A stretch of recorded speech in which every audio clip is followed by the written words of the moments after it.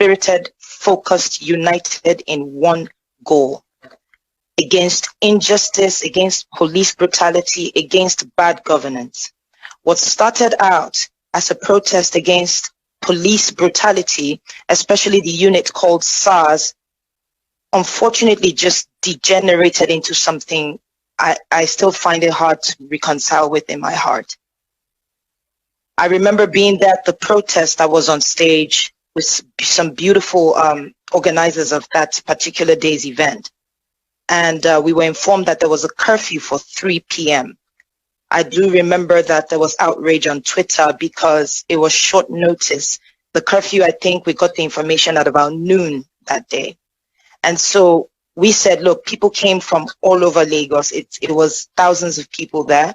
The best thing we can do if people can't make it home, we'll sit still, don't do anything, don't move. We'll sit still and we'll sleep over till night. It was at the toll gate.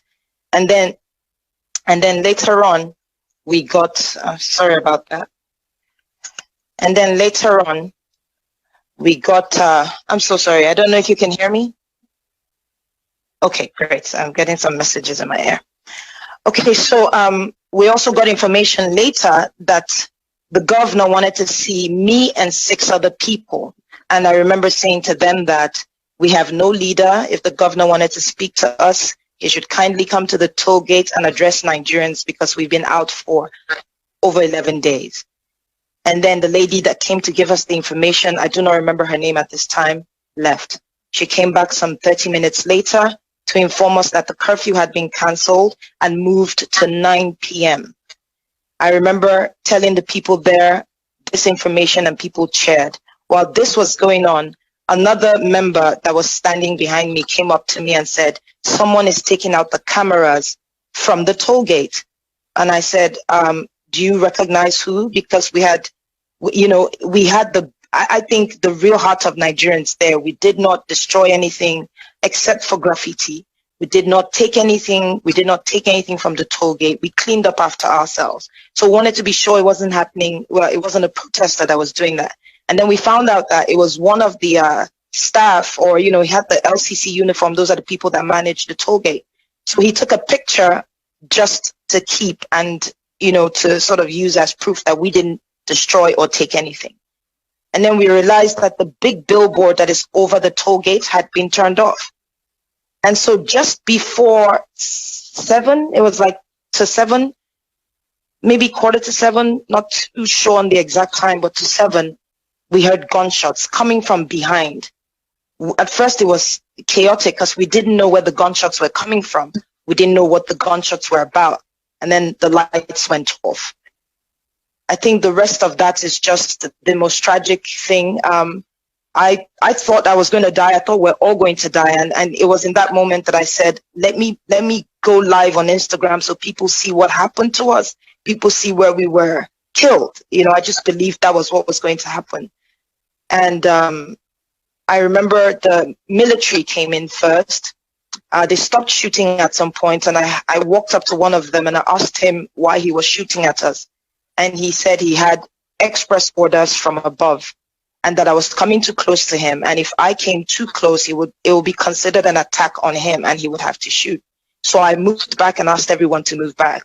It didn't take maybe another 10 minutes. The shooting started again.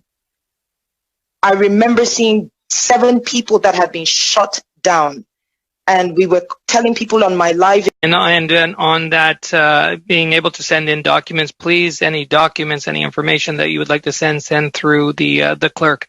Now we're going to move to questions, and the members are going to have an opportunity to ask the witnesses questions. We're starting with Ms. Ikra Khalid from the Liberal Party. Thank you very much, for 7 Mr. minutes. Chair. Thank you very much, Mr. Chair, and I thank all of the witnesses here for your very compelling testimony. I would like to start by giving Ms. Switch the opportunity to finish her narrative of the events that Ms. Ojigo also highlighted as well. So Ms. Switch, take your time, but I hope that you'll leave me some time to ask some follow-up questions. Just in your remarks, also, if you can address the Cybercrime Act in Nigeria and its impact on your advocacy in the online space as well. So please go ahead, Ms. Switch. Okay, so just to quickly round that up, so like you said, I can leave you some time. We were able to sort of hold our ground, and then the military left after a commandant came, and we got his name. I think they must have, we just guessed they must have found out that there were a lot of people that were watching what was going on. But 45 or 50 minutes later, the police came and did the same thing and actually killed people. So that's just to wrap it up as quickly as possible.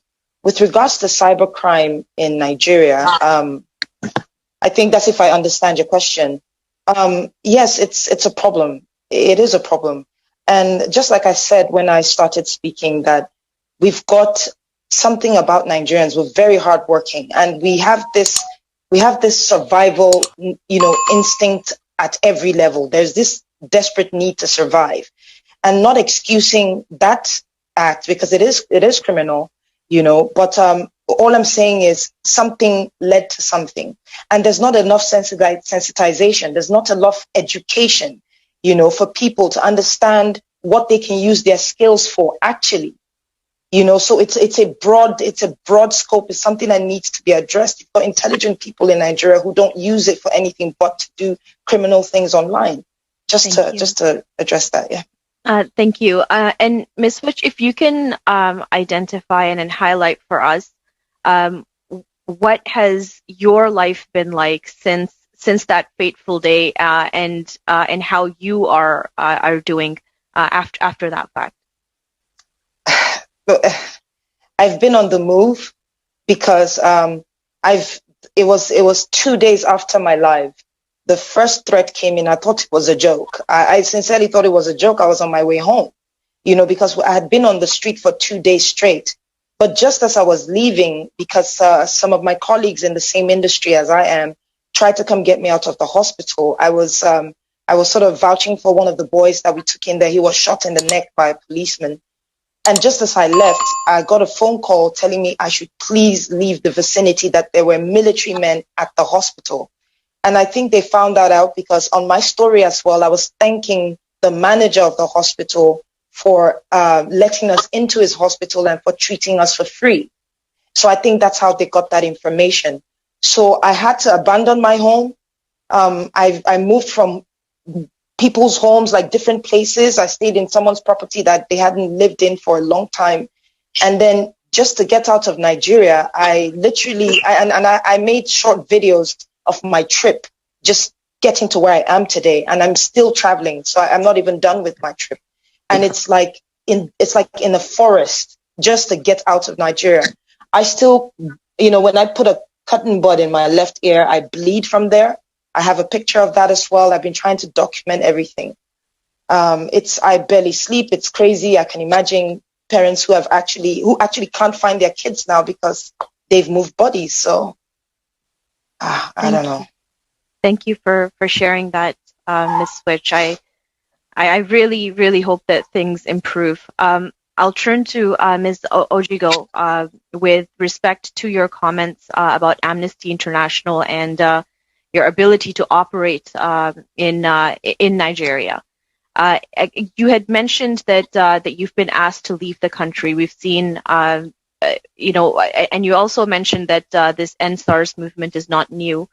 What is different in this instance that has brought such large volumes of protests that has really highlighted this issue within the Nigerian people?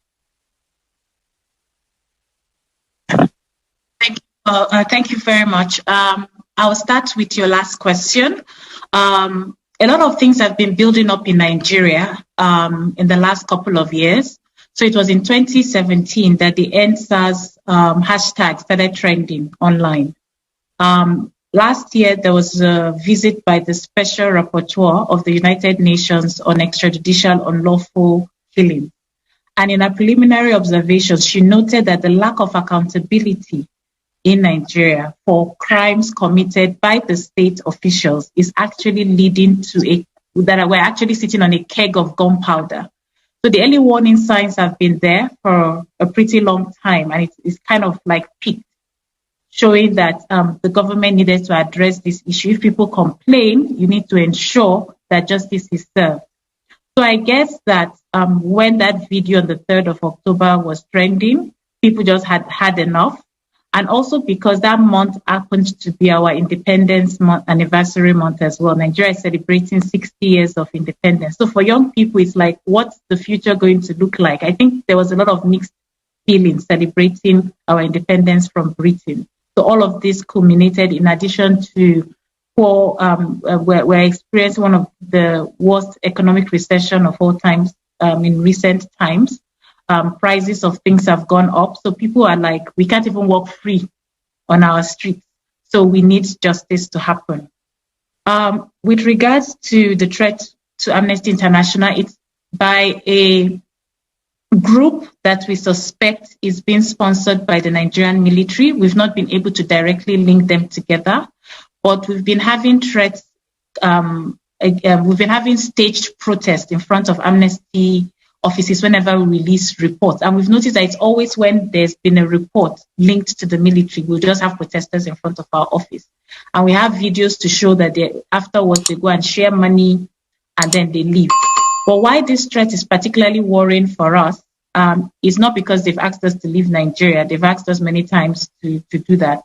But because we are coming out of a period where there's been wanton killings and destruction of property across the country. We've been campaigning against the police. Thank you. And so we feel the people